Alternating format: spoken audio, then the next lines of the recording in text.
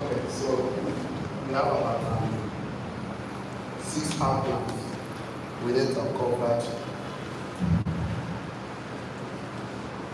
The first one is called context for the concept.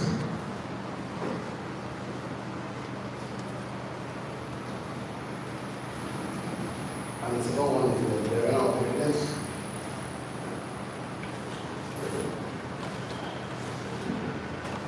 The other one is eternal syndrome.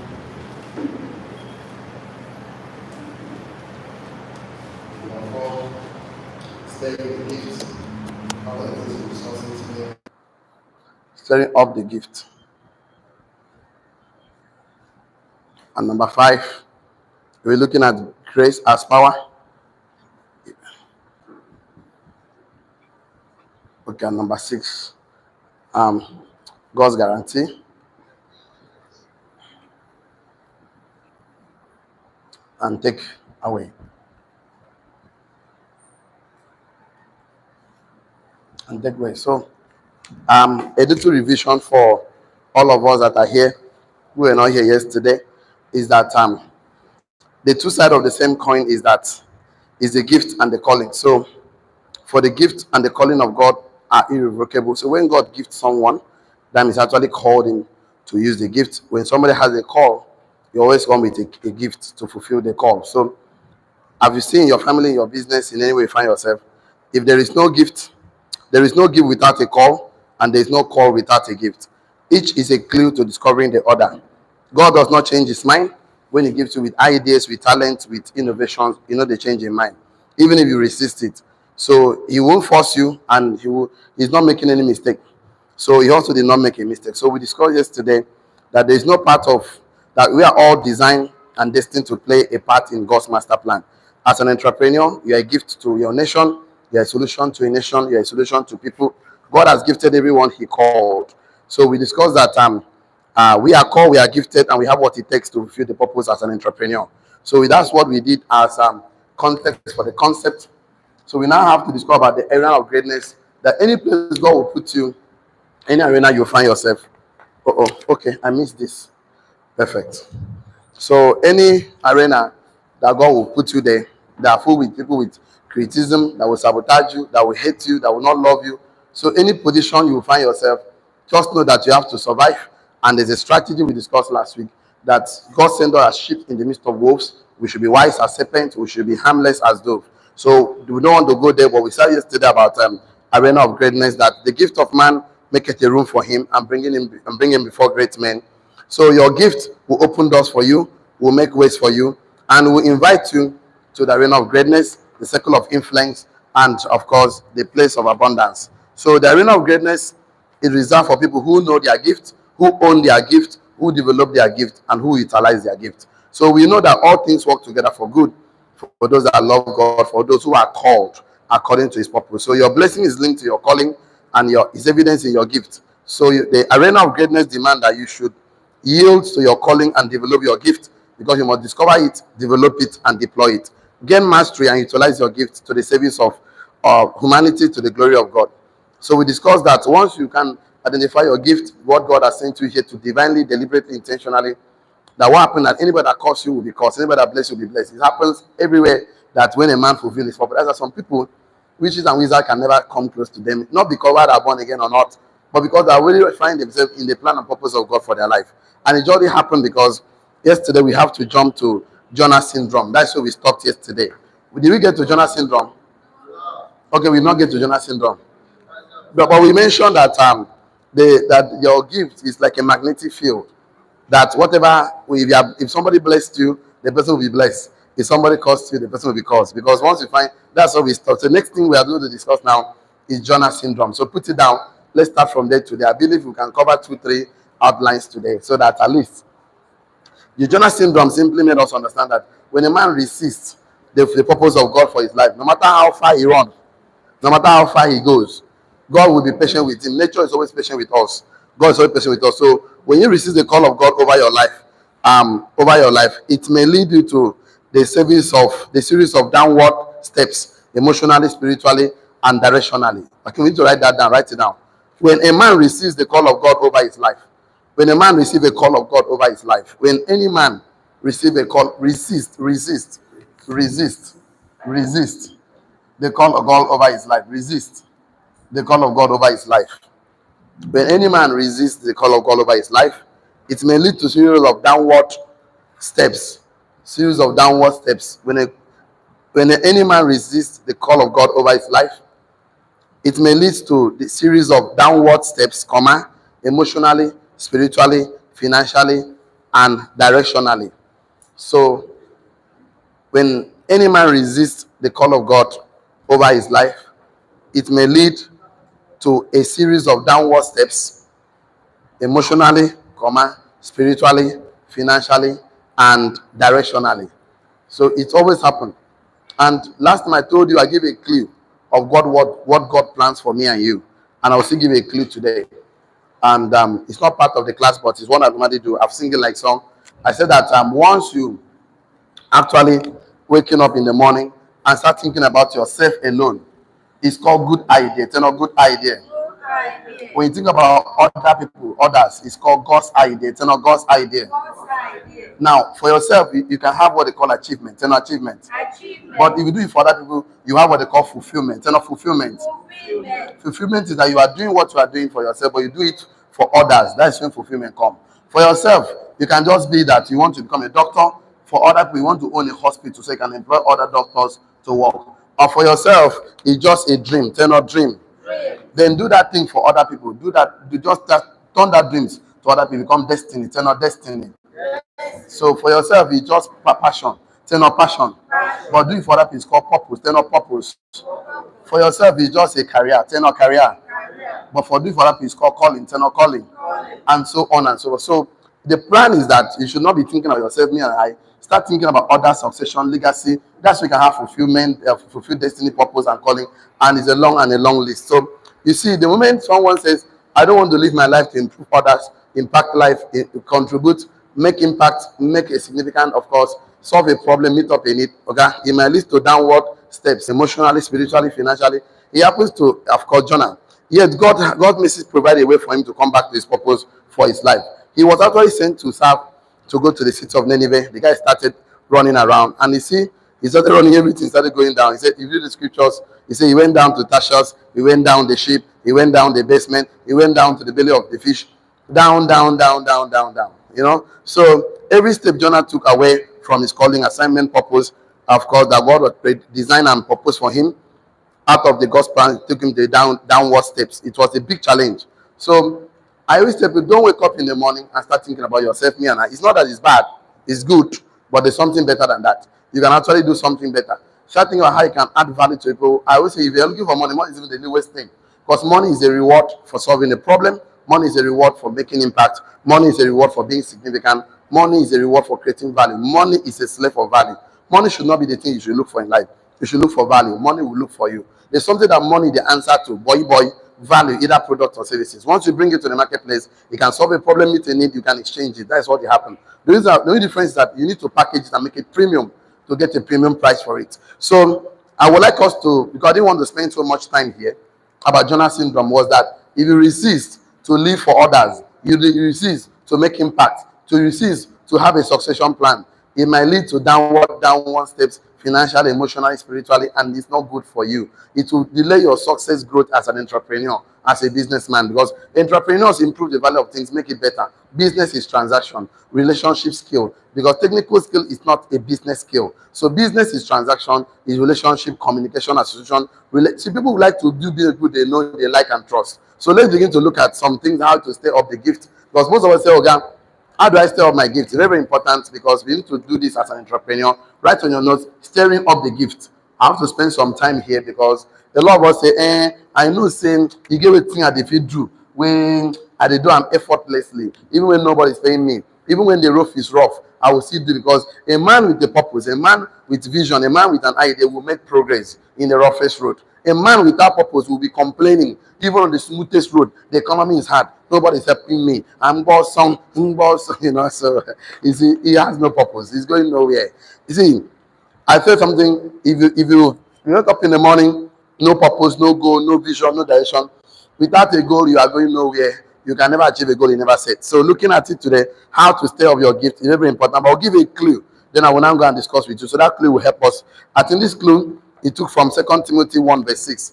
I like this 2 Timothy 1 verse 6. Of course, when Paul was talking to this gentleman, he said, "Stay up the gift of God which is in you." That means already in you. All the things God wants to become in life, He embedded in you as raw material. So he says, "Stay up the gift of God which already in you." So how do you stay up the gift? I will tell you right now. I would like you to write it down. If you are ready for today's class, shall I? And now we want to start the class now. Okay, so write it down. We stay up the gift of God in our life by yielding to our call. We stay up the gift of God in our life by yielding to our call. So how do you yield to the call? I'm going to give you the strategy. So every gift is for the calling. Every calling is for the gift. We stir up the gift of God in our life. All the giftings, all the ideas, all the vitality, all the fidelity, everything God embedded in you, you set it up by yielding to our call. So there's a call over our life, a call to impact. Our days are numbers. It's ticking. None of us will live 1 million years. None of us will live 500 years on earth physically. None of us will live 250 years. So it's ticking already. So if you like, waste time. Okay, I told you yesterday, the wealthiest place in the world is a graveyard. Men that refuse to are so afraid of people, what people say, so afraid of judgment. They are so afraid of what they want to become people pleasers. So it's a problem. Song never sung, books never written. All of them they can't go bury them, bag them, everything finished. But they refuse to stay up the gift God in bed. So how do you stay? You are yielding to the call. And how do you yield to the call? Very important. Write it down your notes. God does not give you a good idea but instructions. God does not give you a good idea but instructions. God does not give you a good idea but instructions. God does not give you an option but an order. God does not give you a good idea but instructions. Stand up, take a walk, follow the instruction. God does not give a good idea but instruction, command. God does not give you an option but an order. God does not inspire you but a mandate. Let me put it like this. God does not give you a good idea. It's not about good idea but instruction. The instruction of God is that you stand up. God does not give you an option but He gives you an order. God does not give you inspiration. It doesn't make it's not about whether you feel it or not, but He gives you a mandate. The mandate is to go into the world, make impact, control. So God does not give you this. This is what God gives you immediately. God does not want you to go. Good idea is not a problem, but God does not give you that. God wants you to fulfill. God wants you to have fulfill destiny, purpose, calling. God does not give you a good idea, but instruction. So it's about instruction. That's how you know poor people. Poor people know they follow instruction. Poor men are like China phone. They don't obey instructions. So stand up, go and talk to somebody. Invite somebody. Talk, make call. You are procrastinating. I could do. Now you make fire will never fly. You see this in procrastination has killed more dreams than failure ever does. It's not about failure. Most people never take the dreams they want to take for themselves. God never give anybody a good idea. He gives you instructions. God never give you options, but an order. God doesn't give you. It's not about feelings and emotion, but it's a mandate.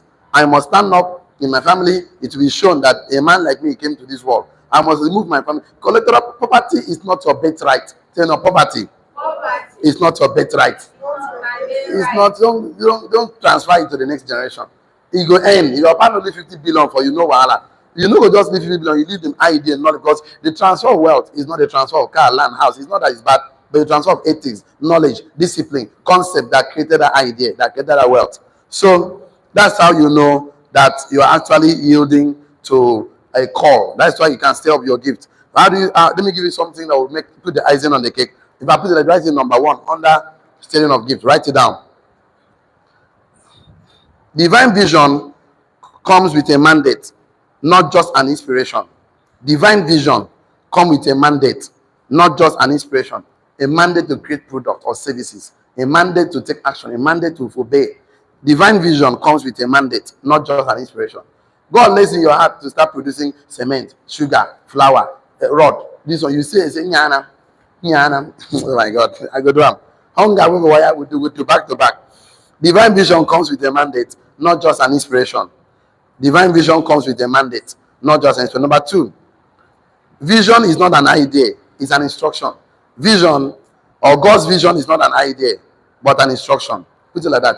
God's vision is not an idea, but an instruction. An instruction to stand up, leave your father's house. An instruction as you go, Scoop the water, save the master of the feast. As instruction, pull the thumb, Lazarus, comfort. As instruction, God's vision for your life is not an idea, but an instruction. So many gifts can be lying dormant and stagnant because they're all encoded and embedded in you. Of course, as a raw material, like talent, giftings, And how there are so many things you can do passionately. You have appetite for them. You can do it effortlessly without even struggling. So why don't you package it? You say, I wait for the perfect time. My brother, my sister, there is never a perfect time. You take the moment and make it perfect. I take the moment. I make it perfect. Nobody time to say, I'm waiting for when I will have money, when I will have this. Money there's a law called Pakistan law, which says that your needs and wants will increase as your income is increasing. So it has to do with discipline, it has to do with budgeting, it has to do with sticking to the plan. It has to do with focus. They're not focus. Because see, this life where they live like this, nobody celebrates failure. The worst thing to do is to fail in this life and start giving excuses. Oh, neighbor. Excuses are the currency. Poor people used to buy failure. Touch yourself, say I'm a success. That one is begging for the recharge card. Touch yourself, I'm a millionaire. People want the outside result to change, their financial life to change, their life, but they don't want the inside result to change. See, what the reflection of your outside result is a true reflection of who you are on your inside. I call it subjectives, they're not subjectives. I call the outer one objective, they're not objective. I call the outer result of our life contributing factors. What does it called? I call the internal result of our life determining factors. What does it called? So the determining factor determines what happened. So it's not about the outside. So if you don't like the result you get, you can change it from changing the subconscious, change the picture of your mind, the words of your mouth, and the steps you take. The outside will change. This is how life works. So it's not about changing the fruits. No. We live in a world of cause and effect. Cause and effect. Everything is effect. Resource, poverty is an effect. Wealth is an effect. Abundance is an effect. Tell your neighbor, the feeling of wealth will bring wealth. The feeling of poverty will bring poverty. The feeling of abundance will bring abundance. The feeling of lack will bring lack. So it's not about the result. You can change it. So you need to understand that you need to become the ultimate powerful best version of yourself. So you can see that right on, you know very well. Your gift, since don't put it on person. I tell it, just write that some gifts can be dormant and stagnant. Some gifts can be dormant and stagnant because some gifts can be dormant and stagnant. So many gifts embedded in many people can be dormant and stagnant because they are all encoded and embedded. Some gifts can be dormant and stagnant because they are all encoded and embedded in us as raw material. Some gifts can be dormant and stagnant because they are all encoded and embedded in us as raw material, like gold, like crude oil, like diamond. You have to discover them, develop them, and deploy them. So many gifts can be dormant and stagnant because they are all encoded and embedded in us as raw material. Some of them could be in spiritual intelligence, instinctive intelligence, some talents. But how do you know them? I'm going to give you some clue. So many gifts can be dormant and stagnant in us because they are all encoded and embedded in us as raw material. They are all encoded and embedded in us. So how do you know them? Number one, write it down. What you passionately do and have appetite for and do it effortlessly is a clue to your gift. What you passionately do and have appetite for and do it effortlessly without struggling is a clue to your gift. What you passionately do, and have appetite for, and do it effortlessly without struggling is a clue to your gift. And if you know it, okay, package them now. Put them premium, put them branding. Now the difference, the millions are looking for is in there. It's just discovering it, accepting it, owning it, work on it. Oh, my brother, see, the money you're looking for is already in your gift. The money you're looking for will give fulfillment. It's not outside though. If I see looking outside, finally you become a slave in another man's vineyard. A man who has worked on his gift, you go and apply to become a slave. You say, okay, buy me wholesale, pay me small, retail me. No, you are meant to lead people. You are meant to teach people. You are meant to impact. You are meant to own organization. You are meant to become the boss. If someone deserves to become a CEO, now you. Billionaire, now you. Drive Rolls Royce, now you. Give person charity, now you. If someone deserves to build houses for widows, now you. Tell you me. If someone deserves to buy car for people, now you say me. If someone deserves to build estate, now you say me. If someone deserves to become the head and never the tail, say me. Why are you acting as if there's some? You don't say, I don't have anything. I don't have anything. If you call your something nothing, you will take them. If you call your nothing something, you get them. So don't call your something nothing. Don't call them. If I don't even say anything negative about yourself, you don't want to become true. Even I play. No play that kind of play. Say we poor masses. Oh my God. I am me. Not talk again. There are so many gifts. Write it down on your note. What you do effortlessly, passionately, and have appetite for without struggling is a clue to your gift. So all these talents and gifts you are given is for your calling over your life, and you have to recognize that. So many gifts can be dormant and stagnant and become a sleeping giant. So you have to stir them up. So you stir up the gift of God within you by yielding to the call of God for your life. And what's the call of God for your life? Is to actually live for others, impact the world, create legacy, succession plan. Success is not a success without a succession. So I always do something like this. I always do something. I said that your purpose of God for your life is that I drew a triangle. I always draw a triangle. I say it's to create, then not create, then not connect, then not contribute. Life is about contribution. If you are not contributing, my brother, you are part of the problem. If you are not part of the solution, you are part of the problem. There's no need to do it. You can explain for Africa. So you still create, then connect with people. Connecting with people will make you find fulfillment. There is no fulfillment anywhere in this life without connecting with people. There is no, in fact, you cannot be purposeful without people. Even God said came to die. Christ came to die for us. You see why I love Christianity is because Christianity is only, I don't want to call it religion, it's only relationship that the maker actually died and rose up again. Religion, Muslim, Buddhism, Judaism, then their leader didn't rise up again. Nah? It's the one that tells you that I am the way, the truth, and now you talk and say, now maybe the way. You want to see my father? Not through me. So thank you so much. So what am I trying to say today is that as an entrepreneur, you must unlock your potentials when you yield to your calling. And how do you yield to your calling? By understanding that what God is telling you is not an idea, it's an instruction. It's not instruction. No, you say make you agree. It's not just an option. There's no option for you. It's an order. Stand up. It's not an inspiration. It's not whether you feel it or not. You are here to make impact. Say, I'm here to make impact. So yielding to the call of God upon your life, your gift will be activated and ignite as a furnace of fire that's already inside of you. Yielding to the call is saying yes to God, will and way. Let me do something today so we can end today's class here. Because tomorrow or Monday, we'll have to finish up this class. Write down grace as power. So write this down so that we can do one or two because of my time. Grace as power. And let me just introduce something there. Before we go. Grace as power. So I would like to look at this from 1 Peter 4 verse 10. I'm not a pastor because people are seeing me writing scripture everywhere. People are thinking I'm a pastor. I'm not one. I'm your business mentor, your entrepreneur mentor, your investment coach.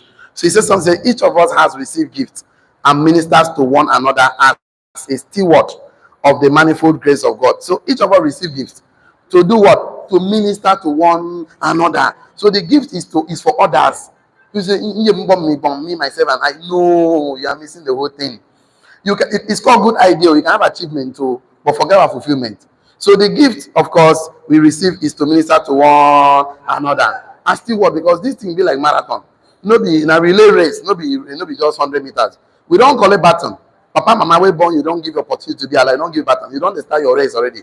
You can hand over the baton, give another person tomorrow. Wow, what do you want hand over? He said, we get no one, they get no name, but no. My brother, wake up. Then I wake up.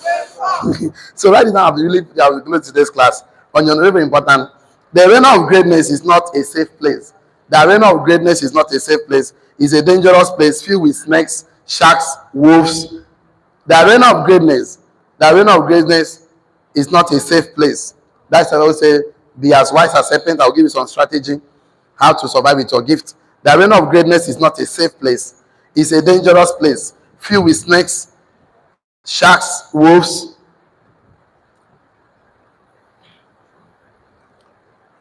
Arena of greatness is not a safe place. Arena of greatness is not a safe place. It's a dangerous place filled with sharks, snakes, wolves. enemies, rejections, adversaries. The arena of greatness is not a safe place. That we want to become a millionaire. Okay? More money, more devil. More money, more headache. The arena of greatness is not a safe place. Is a dangerous place with sharks, snakes, wolves, rejections, criticisms, enemies, aggressions, wins and losses, triumphs and defeats, ups and downs. You want to become a millionaire? There are a lot of challenges. People are going to beg you for money. People are going to call you stingy. They call you enemy. They will call you many names. So you must be ready for it. So not to say, if I did I have money, I will not have problem again in life, my brother. More money, more problem. I used to think like you. The day I would just, what I would think, God, if I just get 1 million naira now, my life don't change, my brother. Did I get 1 million, my prayer point change 10 million naira?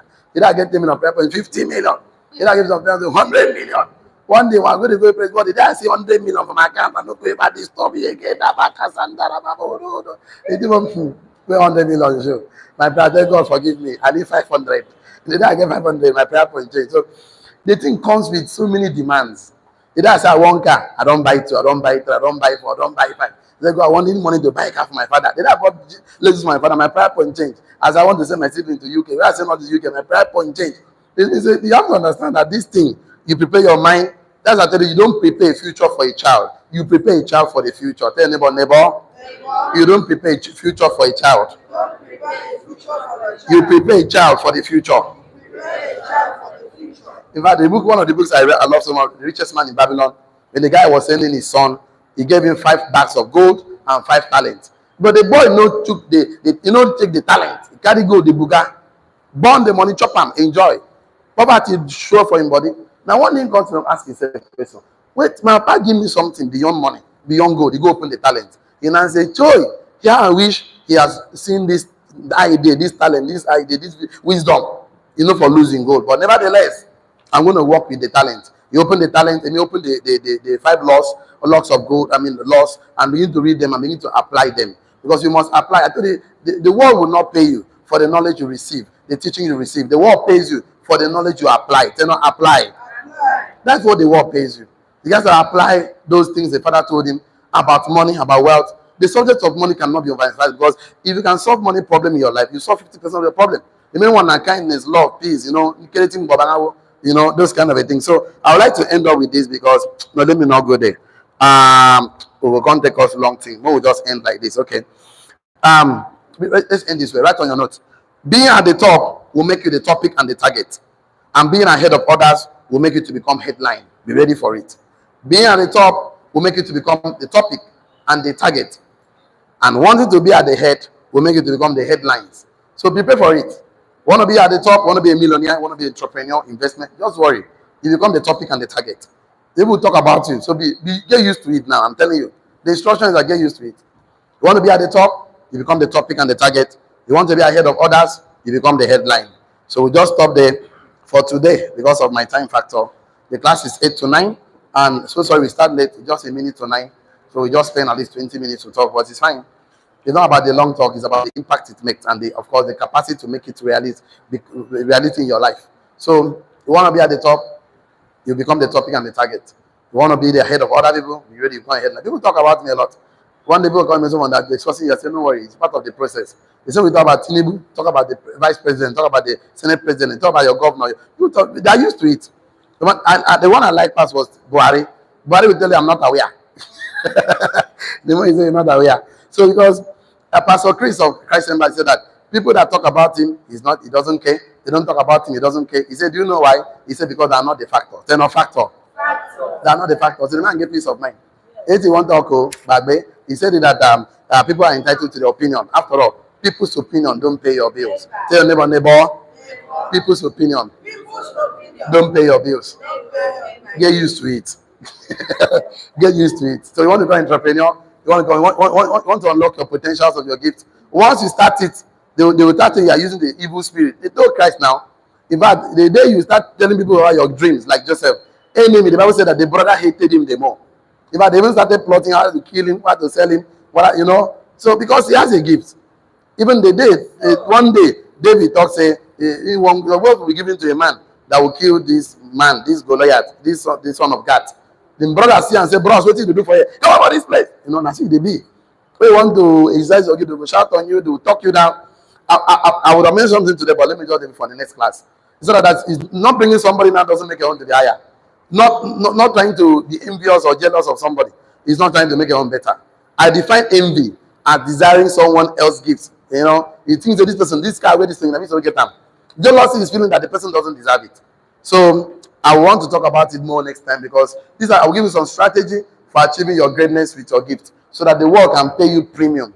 The world can celebrate you. Touch yourself, say, I'm a success. I'm a success. That's the best we can take today. So the online community, from US, from Dubai, from France, on our YouTube, on Facebook, I want to say a very big thank you to all of you. And YouTube keep reminding us that the highest country after Nigeria is the United States of America, who are following our trainings and our teaching. So I want to say congratulations for being part of the class all the time. So, but today I have a professional advice for you. Don't get involved in a business without a mentor. As far as a business, look for a mentor. Find someone that succeeded in it. Yield yourself. I don't call it humility. I call it humility. To learn, so I can cut down the learning process. Because he that stands at the shoulder of mentors will see far. See you tomorrow. See you at the top. Okay, thank God it's Friday. Have a wonderful weekend. And bye-bye for now. Shalom. So for the rest of us,